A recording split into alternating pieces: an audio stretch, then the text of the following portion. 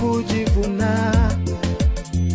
Hawajui ya kwamba wewe ni mzee wa siku. Sijui wanajivunia kitu gani, wakati miaka yao yote ni michache. Ni bora wakarudi nyuma kwenye historia, watagundua kwamba una uzoefu wa kutosha. Mungu umewahi kuishi na wakorofi walioutawala ulimwengu kwa kiburi na jeuri, lakini bado wewe ulibaki Mungu mtakatifu. Lakini bado wewe ulibaki Mungu mwenye rehema. Wako wapi leo?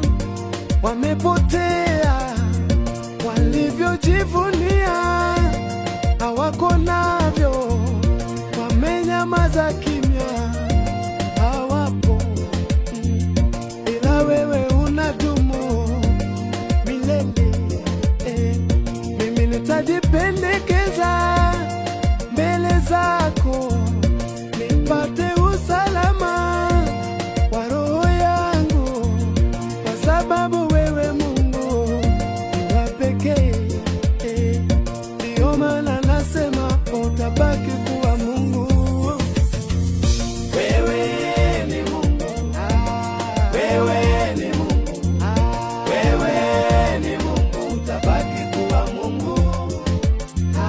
Wewe ni Mungu, wewe ni Mungu, wewe ni Mungu, utabaki kuwa Mungu.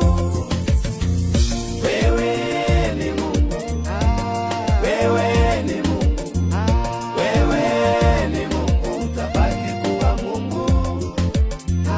Wewe ni Mungu, wewe ni Mungu, wewe ni Mungu, utabaki kuwa Mungu. Nitakutafuta daima, nipate kukujua ulivyo, mpaka mwili wangu badilishwe na wewe, mpaka nafsi yangu yambatane na uwezo wako. Nitatembea na wewe